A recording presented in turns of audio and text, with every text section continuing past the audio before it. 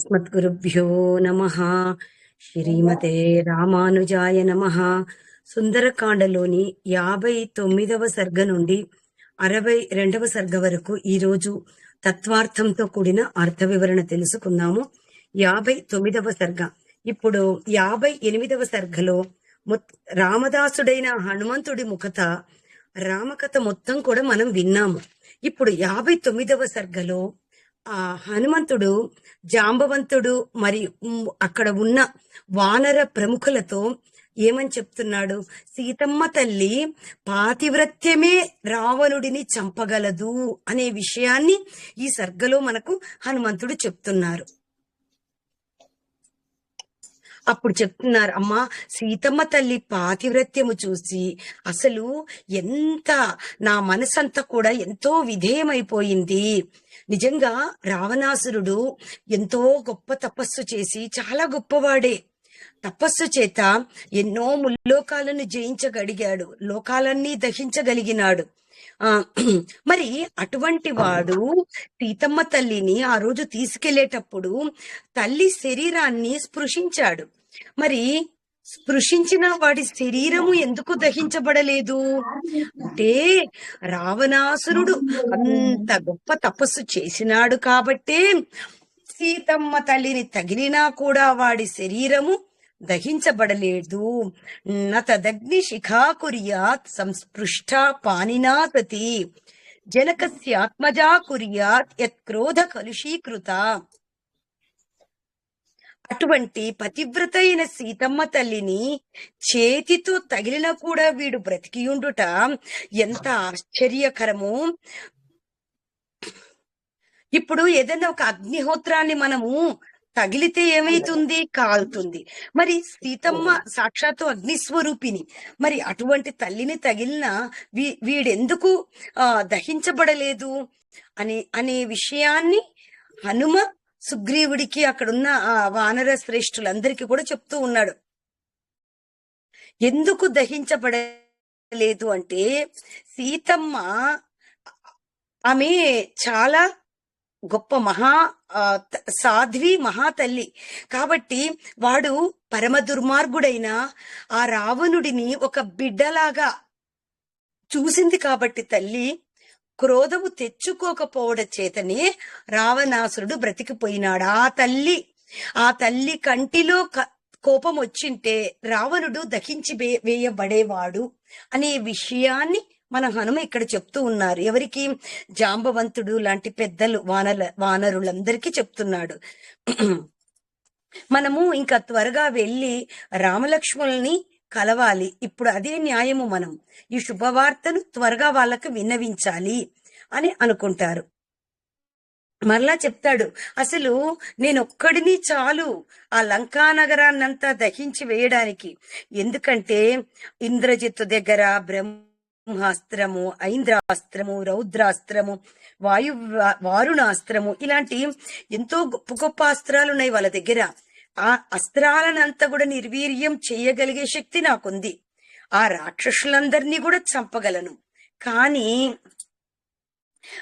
మీలాంటి పెద్దల అనుమతి కోసమే నాకంత పరాక్రమము ఉన్నా కూడా రావణుడిని నేను చంపకుండా వచ్చేశాను. ఎందుకంటే మీకు తెలుసు, నేను ఇంతకు ముందు దేవతల యుద్ధం జరిగినప్పుడు ఒకసారి హనుమంతుడు రాళ్లవాన కురిపించి ఎంతో మందిని చంపేశాడు దేవదానవ యుద్ధంలో ఒకసారి. ఇంకా ఇటువంటి మామూలు రాక్షసులను చంపడం ఒక పెద్ద విషయమా అనే విషయాన్ని ఇక్కడ చెప్పి, మనము ఇంతమంది కూడా వెళ్ళవలసిన పని లేదు, నేనొక్కడిని చాలు లంకను పాడు చేసి భస్మము చేసి రాగలను. రాజమార్గములు అంతటా ఆ లంకానగర రాజమార్గాలలో నేను మన రామ లక్ష్మణులు వీళ్ళందరి పేరు ఒక జయమంత్రాన్ని నేను వినిపించి వచ్చాను. జయత్యతి బలో రామో లక్ష్మణశ్చ మహాబల. చాలా జయమంత్రము, గొప్ప శ్లోకము. 59వ సర్గలో 23వ శ్లోకం.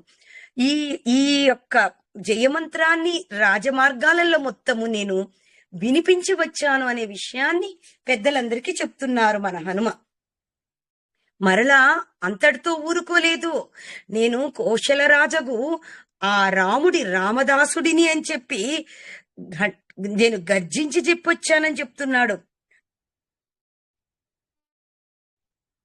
ఆ సీతమ్మ తల్లి ఎంతో దీనంగా ఆ శంషుప వృక్షం కింద కూర్చుని ఉంది. ప్రతి క్షణము రామచంద్రుడినే స్మరిస్తూ ఉంది. ఒకే వస్త్రము ధరించి ఆ బెదిరిస్తున్న ఆ రాక్షస స్త్రీల మధ్యలో అటువంటి స్థితిలో నేను తల్లిని చూసొచ్చాను.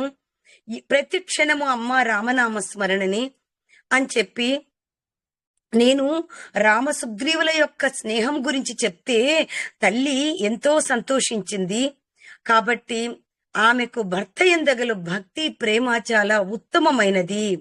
కాబట్టి ఆ తల్లి యొక్క పాతి వ్రత్యమే ఆ రావణుడిని చంపగలదు అనే విషయాన్ని ఇక్కడ మన హనుమ జాంబవంతుడు లాంటి పెద్దలందరికీ చెప్పాడు. 59వ సర్గ 60వ సర్గ. ఇక్కడ తత్వోపదేశం ఏమిటంటే, ఎంతటి దుష్కర కార్యము కదా, అంత 100 యోజనాల సముద్రాన్ని దాటి అంతటి లంకానగరంలోకి అడుగుపెట్టి ఇంతటి కార్యాన్ని, దుష్కర కార్యాన్ని మన హనుమ ఎంతో విజయవంతంగా పూర్తి చేసిన నేను చేశాను అనే మాట అనకుండా అక్కడ ఉన్న పెద్దలందరికీ కూడా రామానుగ్రహమే కారణమని చెప్పాడు. కాబట్టి అమ్మవారికి రావణాసురుడిని చంపగలిగిన శక్తి ఉండినా కూడా ఆ రావణాసురుడిని ఒక బిడ్డను చూసిన వాత్సల్యముతో తల్లి చూసి నిగ్రహించుకొని తన చేతులతో కాకుండా శ్రీరామచంద్రుడి చేతుల మీదుగా రావణుడి చావు తెప్పించి రావణుడికి మోక్షాన్ని ఇప్పించాలని తల్లి అనుకుని అందుకే రావణుడిని చంపలేదంట ఇక్కడ సీతమ్మ తల్లి. ఈ సర్గలో తత్వోపదేశం. నెక్స్ట్ 60వ సర్గ. రాముడి ఆజ్ఞ తీసుకొని మనము తర్వాత కార్యము ఎలా ఉంటుంది, ఆ కార్యాన్ని ఏ విధంగా నెరవేర్చాలి అని ఇక్కడ మన వానరులందరూ అంగదుడు వీళ్ళందరూ కూడా అనుకుంటుంటారు. అప్పుడు అంగదుడు అంటాడు, మనము ఇప్పుడు ఒక పని చేద్దాము, మనందరం కలిసి వెళ్ళి సీతమ్మ తల్లిని వెళ్ళి తీసుకొని వచ్చి తల్లిని తీసుకొని రామచంద్రుడి దగ్గరికి మనము వెళ్దాము అని చెప్తారు.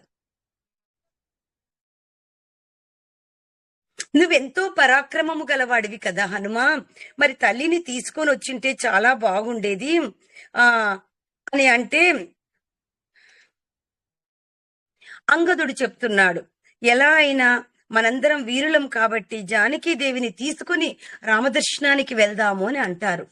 అప్పుడు జాంబవంతుడు పెద్దవాడు చెప్తాడు, ఆ అంగదుడి యొక్క సంకల్పం చూసి చాలా సంతోషంగా, నైనా అర్థవంతమైన మాటలే నువ్వు మాట్లాడుతున్నావు, మీరు ఊహించినట్లు మనం ఇప్పుడు వెళ్ళి సీతమ్మ తల్లిని తీసుకుని రాముల వారి దగ్గరికి వెళ్ళడము అయుక్తము కాదు. కానీ మీరు చెప్పింది బాగుంది గాని, మీకు అటువంటి సామర్థ్యము ఉంది కానీ మనము తొందర పడకూడదు ఏ విషయంలో కూడా.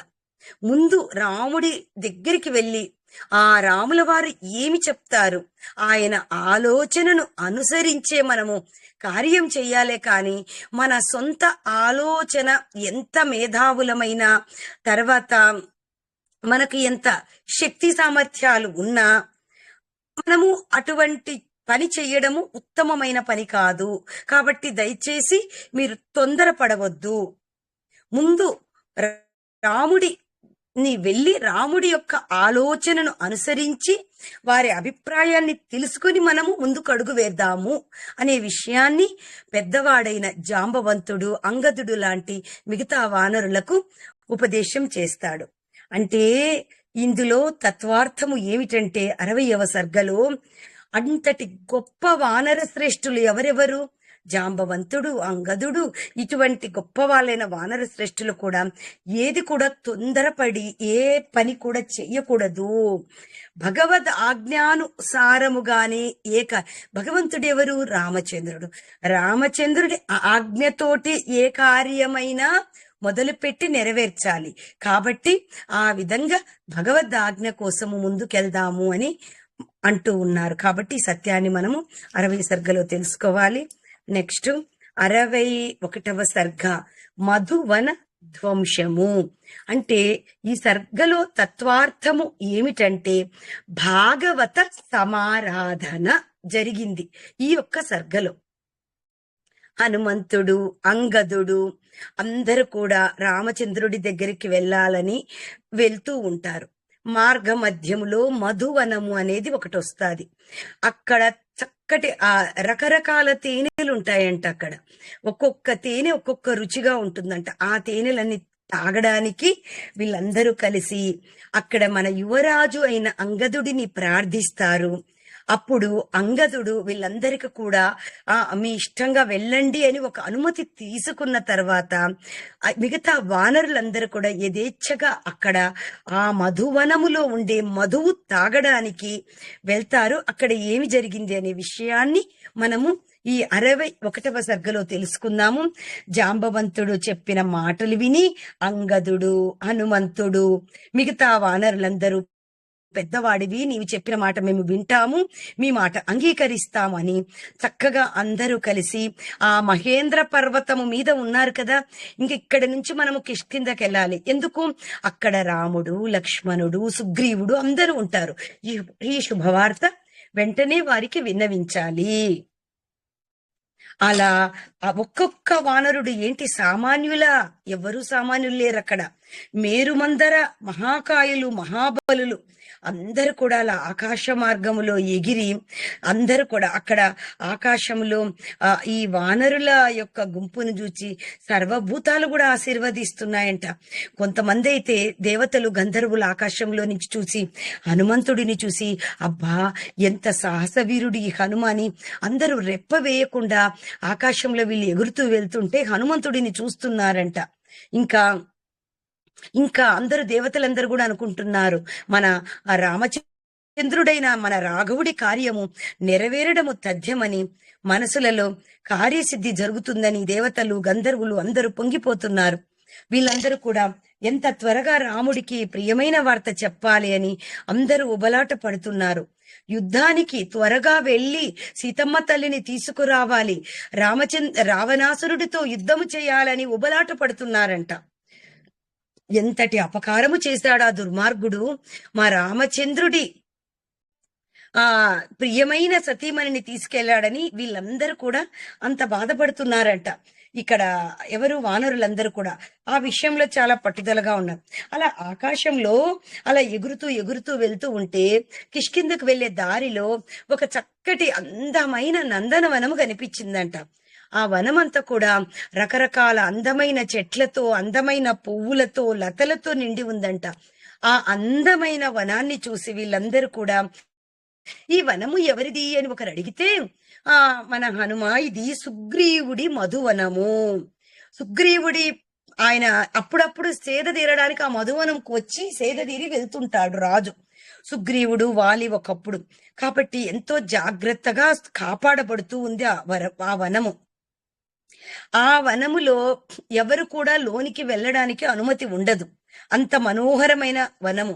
అయితే సుగ్రీవుడు ఏం చేశాడు? వాళ్ళ మేనమామ అయిన దధిముఖుడు అనే వానరుడు మహాపరాక్రమశాలి. అతడిని చెప్తాడు, ఈ వనములోకి ఏ భూతములు కూడా లోపలికి రాకూడదు, దీనిని చాలా జాగ్రత్తగా మీరు కాపాడుతూ ఉండాలి అని చెప్తాడు. అయితే ఆ వానరులందరూ కూడా ఆ వనాన్ని చేరి ఎంతో ఉత్సాహముతో అక్కడ కూర్చుంటారు.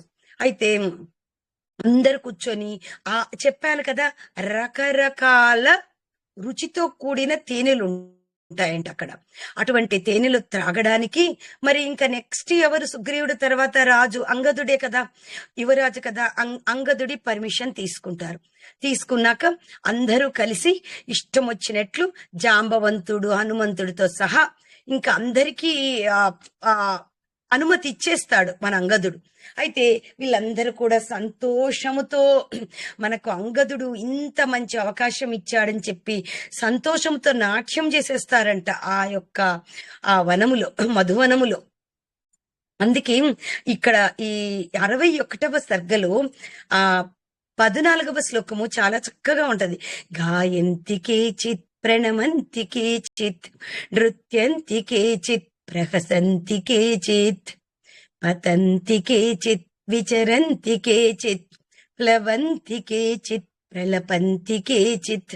ఇలా ఆనందంతో పాటలు పాడుతూ నృత్యము చేస్తూ పకపక నవ్వుతూ నేల మీద పడి దొర్లుతూ అలా వాళ్ళ సంతోషాన్ని గెంతుతూ ఒక చెట్టు మీద నుంచి ఇంకో చెట్టు మీదకి దూకుతూ అలా చెట్ల చివరల ఎగురుతూ పాటలు పాడుకుంటూ ఎంతో ఆనందంతో వాళ్ళు ఎగిరి గంతులేస్తూ ఉన్నారంట. ఒకరికొకరు నెట్టుకుంటూ గర్జిస్తూ ఆ మధుపానము చేత ఈ వానరులందరికీ కూడా ఒళ్ళు మత్తెక్కిపోయిందంట. ఇంకా ఆ వానర సైన్యం అంతా ఆ మధువంతా తాగి చిందర వందరగా ఎక్కడంటే అక్కడ పడి ఎక్కడంటే అక్కడ చెట్లను విరగ్గొట్టడము, వాళ్ళ పూలు ఆకులు అన్ని చించి పడేసేయడము. అలా ఒట్టి తేనొకటి తాగలేదు, వనమంతా పాడు చేసేసారు అందరు కలిసి. దీంతో ఆ దదివక్రుడికి సుగ్రీవుడి మేనమామ కదా, ఆ వనానికంతా అధిపతి కదా, ఆయన ఆ కాపలాదారుడుగా ఉన్నాడు. అతడు కోపముతో ఈ వానరులందరినీ కూడా వచ్చి వారిస్తాడు. నాయనా ఇదేంటి, ఇటువంటి పని చేయడం ఏంటి మీరు అని భయపెడతాడు. భయపెడితే కొంచెం కోపంగా దండిస్తాడు కూడా వీళ్ళందరినీ. కొంతమందిని కోపం వచ్చి కొడతాడు. కొట్టేసరికి ఈ వానరులకి బాగా మధుపానము చేత మత్తెక్కి ఒంట్లో భయం లేకుండా, తాము ఏమి తప్పు చేస్తున్నామని జ్ఞానం లేకుండా గోళ్లతో గీరి పండ్లతో కొరికి ఆ దదిముఖుడిని బాగా, ఆ వనపాలకుడిని వానరులందరూ కలిసి మమ్మల్ని కొడతావా అని తిరగబడి దదిముఖుడిని కొట్టి హింసిస్తారు. అక్కడ ఇంకా కోపంతో దదిముఖుడు వీళ్ళను దండించాడని చెప్పి అక్కడ కొన్ని భోగ్యమైన వస్తువులు ఉన్నాయంట వనములు. అవన్నీ కూడా ఇష్టం వచ్చినట్లు చించి కింద పోసి మన కోతులు శుభ్రంగా పాడు చేసేసినాయి. మన వానరోత్తముడు ఎవరు? మన హనుమ. మన హనుమ ఏం చేస్తాడు? మిగిలిన వానరులతో మీరు హాయిగా ఈ యొక్క మధువును సేవించండి, నేనున్నాను కదా,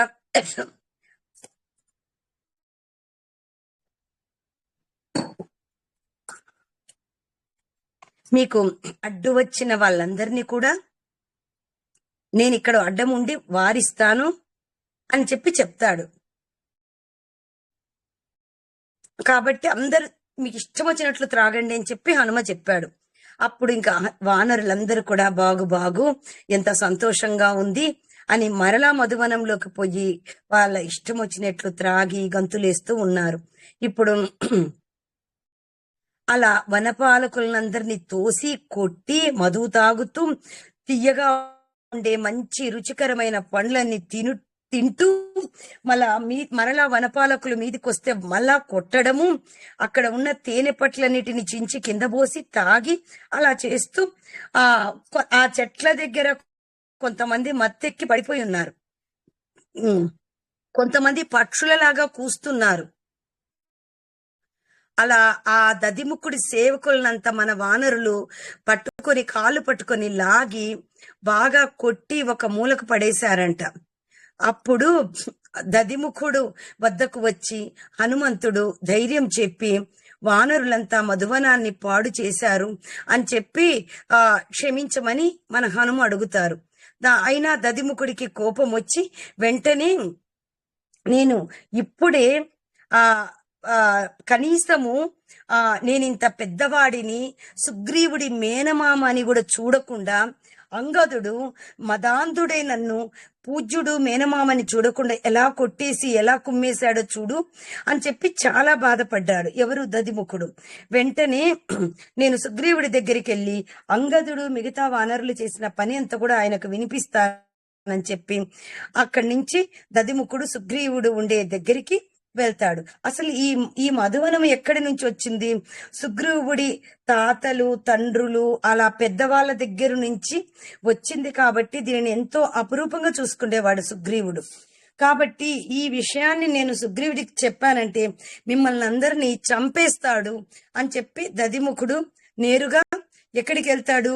సుగ్రీవుడి దగ్గరికి వెళ్ళి అలా సుగ్రీవుడి దగ్గర కంటి నిండా నీళ్లతో సుగ్రీవుడి పాదాల మీద పడి తల శిరస్సు మోపి ఏడుస్తూ ఉంటాడు.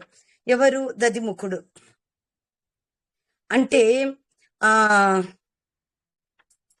ఇక్కడ మనం తెలుసుకోవాల్సిన తత్వార్థం,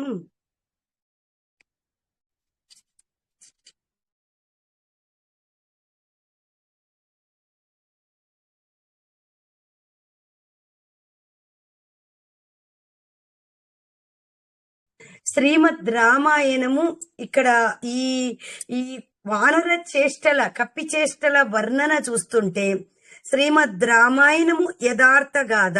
వాల్మీకి మహర్షి సాక్షాత్తు దర్శించి ఉన్నది ఉన్నట్లుగా రచించినట్లు ఈ మధువనములో ఈ వానర చేష్టలను బట్టి మనకు అర్థమవుతున్నది అనే విషయం ఇక్కడ తెలుసుకోవాలి. 63వ సర్గ. అలా సుగ్రీవుడు నేల మీద పడిన దదిముఖుడిని చూచి, ఏమి జరిగింది, ఎందుకు ఇలా భయపడుతున్నావు, పైకి లేయి అని ధైర్యం చెప్తాడు సుగ్రీవుడు దదిముఖుడికి. అప్పుడు ధైర్యం చెంది దదిముఖుడు లేచి నిలబడి, రాజా, మీ తండ్రి, మీ అన్నగారు, వీళ్ళందరూ కూడా ఆ మధువనంలో ప్రవేశించడానికి ఇంతవరకు మీరెప్పుడు అనుమతి ఇవ్వలేదు. మీరు అట్టి వనాన్ని ఈరోజు ఈ వానరులందరూ కూడా అంత పాడు చేశారు. మేమందరం కూడా, మా వనపాలురందరూ కూడా అడ్డగించినా కూడా ఎవరిని లెక్క చేయకుండా అంత పాడు చేసి మధువులన్నీ తాగి తేనె పట్టులన్నీ నేల మీద పడేసి మమ్మల్ని అందరినీ కొట్టి నేలపై ఈడ్చి రకరకాలుగా మమ్మల్ని బాధ పెట్టారు అని చెప్తూ ఉన్నాడు. ఇదంతా దూరము నుంచి చూస్తున్నారు ఎవరు, మన రామలక్ష్మణులు. ఆ వనపాలకుడు అలా దుఃఖపడుతూ చెప్పేది చూస్తే మన లక్ష్మణుడికి కొంచెం భయం వేసిందంట. ఎందుకంటే మన రామలక్ష్మణులు కొంచెం దూరంగా ఉన్నారు. అయితే లక్ష్మణుడికి వానరులు కోతుల భాష రాదంట. కాబట్టి దదిముఖుడు ఏడుస్తూ మాట్లాడుతూ ఉంటే లక్ష్మణుడికి ఒకలాంటి భయం వేస్తుంది. సీతమ్మ తల్లికి ఏమైనా అనర్థము కలిగిందేమో అని కొంచెం భయపడి వెంటనే ఈ విషయం సుగ్రీవుడి దగ్గరికి వెళ్ళి, లక్ష్మణుడు, ఏమిటి, దక్షిణ దిగ్గులకు వెళ్ళి ఈ కోతులంతా మధువనాన్ని పాడు చేశారట, ఏమి జరిగింది అని చెప్పి లక్ష్మణుడు అడుగుతూ ఉన్నారంట. అడుగుతూ ఉంటే ఆ వానరులు మధువనంలోకి ప్రవేశించి ఈ రకంగా చేశారు అంటే సీతమ్మను చూచితిరి అని మనము ఊహించవచ్చు. అంటే ఇంకా చెప్పలేదు విషయం, సీతమ్మ తల్లిని చూశాను అనే విషయం హనుమ చెప్పలేదు. ఇక్కడ సుగ్రీవుడు ఊహిస్తున్నాడు. అయితే తర్వాత మనకు 63వ సర్గలో 17, 18 దృష్టాదేవీన సందేహో నచాన్యేన హనుమత. ఇక్కడ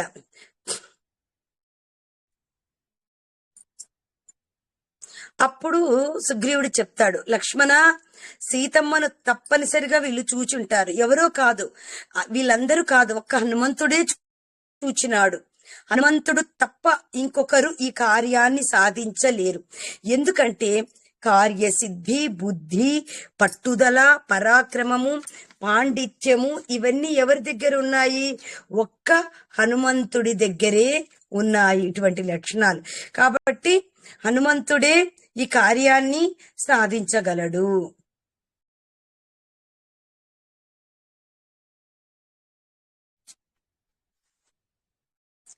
ఇలా చెప్పి సుగ్రీవుడు చెప్తే రామలక్ష్మణులు అంతటి చక్కటి వార్త విని వాళ్ళ చెవికి హాయి గొలిపి ఎంతో ఆనందంతో ఉన్నారు. అప్పుడు సుగ్రీవుడు దధిముఖుడితో చెప్తాడు, కార్యాన్ని నెరవేర్చుకొని వచ్చిన వానరులు మన వనాన్ని పాడు చేశారు. ఆ సంతోషంలో అలా చేశారు కాబట్టి ఇప్పుడు ఈ వానరులందరినీ కూడా మనం క్షమించవచ్చును. కావున వీరి గురించి నువ్వు కోపము వద్దు. కావున సంతోషించాము. వెంటనే ఇప్పుడు హనుమంతుడు మిగతా వానరులందరినీ కూడా నేను ఈ మా స్నేహితుడు అయిన రామ లక్ష్మణులతో కలిసి హనుమంతుడిని అందరినీ నేను చూడాలనుకుంటున్నాను. ఈ విషయము వారికి విన్నవించండి. ఇది అంటే పూర్తిగా ఇంకా హనుమ చెప్పలేదు, మన సుగ్రీవుడు చెప్పాడు ఈ విషయాన్ని. ఈ మాట వినగానే రామలక్ష్మణుల ముఖంలో ఒకలాంటి సంతోషం వచ్చేసింది. అలా వానరాజగు సుగ్రీవుడు ఎంతో సంతోషించి ఆ కార్యసిద్ధి చేతికి అందింది అన్న సంతోషంతో ఉన్నారు. కాబట్టి ఆ కార్యసిద్ధి, బుద్ధి, పట్టుదల, పరాక్రమము, పాండిత్యము కలిగిన మంత్రిగా సుగ్రీవుడు మన హనుమంతుడికి ఇక్కడ కితాబిచ్చాడు, గౌరవించాడు హనుమంతుడిని. ఈ విధంగా మిగతా వాళ్ళందరినీ కూడా మెచ్చుకోలేదు, హనుమంతుడిని ఈ రకంగా గౌరవించారు. 64వ సర్గ. ఈ సుగ్రీవుడు చెప్పిన మాటలు విని దదిముఖుడు కూడా ఎంతో సంతోషించి అక్కడ ఉన్న రామలక్ష్మణుడికి సుగ్రీవులకి నమస్కరించి అలా తన యొక్క మధువనానికి వెనక్కి వెళ్ళిపోతాడు. అక్కడేమో ఈ వానరులందరూ కూడా బాగా నీళ్లు తాగి మత్తుతో పడి ఉన్నారు. వెంటనే దదిముఖుడు అంగదుడి దగ్గరికి వెళ్లి చేతులు జోడించి నమస్కరించి ఈ విషయాన్ని ఇలా విన్నవిస్తారు. కాబట్టి అంగద, మీరు చేసిన పని సుగ్రీవుడితో నేను విన్నవించాను, అయినా మన రాజైన సుగ్రీవుడికి కోపం రాలేదు, ఆయన ఎంతో సంతోషించాడు. మీరందరూ కూడా శీఘ్రముగా వారి వద్దకు వెళ్ళవలెను అనే విషయాన్ని అంగదుడితో ఇక్కడ దదిముఖుడు చెప్తారు. కాబట్టి రాముడికి కూడా ఈ విషయం కొంతవరకు తెలిసి ఉంది. ఇంకా ఆలస్యం చేయకుండా త్వరగా ఈ మధుపానం చేసి అందరూ విశ్రాంతి తీసుకున్నారు కదా, వెంటనే మనందరము కూడా మన యువరాజు అయిన అంగదుడి ఆజ్ఞ తీసుకొని మనందరం కూడా త్వరగా బయలుదేరదామని చెప్పి వానరులందరూ కూడా అనుకుంటుంటారు. కాబట్టి ఇక్కడ మిమ్మల్ని ఆజ్ఞాపించడానికి నేనేమంత గొప్ప సమర్థుడను కాదు. ఇప్పుడు కార్యం అంతా ఇక్కడ నెరవేర్చారు కాబట్టి నేను మిమ్మల్ని ఈ రకంగా ఇలా వెళ్ళండి అని ఇలా నియమించడము తగదు. మీ చిత్తం ఎలా వస్తే అలా ప్రవర్తించండి అని ఇక్కడ అంగదుడు వానరులకు చెప్తాడు. అప్పుడు వానరులందరూ కూడా సంతోషించి అంగదుడితో ఇలా పలుకుతారు. అంగద, మీరు యువరాజు అయ్యి ప్రభువై ఉండి కూడా ఇలా పలకడము చాలా కష్టము. కానీ ఒక రాజు అయి ఉండి ఐశ్వర్య మదముచే మదించి ఉంటారు మామూలుగా వ్యక్తులందరూ. అన్ని నేను చెప్పినట్లే జరగాలి అనుకుంటారు. కానీ మీరు అటువంటి వాక్యమును పలకకుండా మీ ఇష్టము వచ్చినట్లు, మీ చిత్తము వచ్చినట్లు మీరు చెయ్యండి అని చెప్పారు చూడు, అది మీకే తగుతుంది, ఇంకొకరు ఈ రకంగా పలుకలేరు. ఇట్టి వినయము అంగద మీకు ఉంది కాబట్టి భవిష్యత్తులో మీకంతా కూడా శుభము కలుగుతుంది అనే విషయాన్ని ఇక్కడ జాంబవంతుడు పెద్దవాడు కాబట్టి ఆయన సూచిస్తారు. మేము కూడా త్వరగా అక్కడికి వెళ్ళి మీ కొరకు వేచి ఉంటాము. కానీ మీరు చెప్పాలి, మీరు చెప్తేనే ఇక్కడ వానరులందరూ కూడా అక్కడికి ప్రయాణం చేయగలరు. మీరు చెప్పకపోతే అడుగు తీసి అడుగు పెట్టజాలరు, ఇది సత్యము అని జాంబవంతుడు అంగదుడితో అంటారు. అప్పుడు అంగదుడు, సరే మనం అందరము కలిసి వెళ్దాము, ఆకాశ మార్గంలో మనందరం ప్రయాణించి వెళ్దామని చెప్పి అందరూ కూడా శోకము చేత బాధపడుతున్న రామచంద్రుడితో సుగ్రీవుడు ఈ రకంగా చెప్తున్నాడు. రామా, మీరు ఓర్చుకొనండి, ఇంకా ఈ రోజు నుండి మీకు అన్ని మంగళములు శుభములే జరుగుతాయి. మన వానరులందరూ కూడా తల్లి సీతమ్మను చూచారు. ఇందులో మనము అనుమానపడవలసిన విషయం ఏదీ లేదు. కాబట్టి కార్యము జరగకుంటే యువరాజైన అంగదుడు నా దగ్గరికి అసలు రాడు. తప్పకుండా అక్కడ సీతమ్మ తల్లిని వీళ్ళందరూ కూడా చూశారు. అందుకే ఈ మధువనాన్నంతా కూడా ఈ వానరులందరూ కూడా పాడు చేశారు. ఈ విషయంతో మన అంగదుడు కొంత బాధపడి కలత చెంది నా మనసుతో ఉన్నాడు కాబట్టి త్వరగా నా దగ్గరికి రాలేదు. ఎంతో ఆనందంతో ఉన్నారు కాబట్టే అటువంటి మధువనాన్ని మా వానరులు ధ్వంసం చేశారు. కాబట్టి రామా, కౌసల్య అదృష్టవంతుడైన గొప్ప కుమారుడిని కనింది, ఇందులో సందేహము లేదు. తప్పనిసరిగా మా వాళ్ళు సీతమ్మ తల్లిని చూచారు. ఆ చూచిన వాళ్ళు ఎవరో కాదు, ఖచ్చితంగా హనుమే అయి ఉంటారు సీతమ్మ తల్లిని చూడడం. ఇందులో సందేహం లేదు. ఎందుకంటే సిద్ధి, బుద్ధి, పట్టుదల, పరాక్రమము, సూర్యుడి వంటి తేజస్సు ఇవన్నీ కూడా ఒక్క హనుమంతుడిలోనే ఉన్నాయి. కాబట్టి తప్పనిసరిగా ఈ కార్యం అనేది నెరవేర్చుకొని వచ్చారు.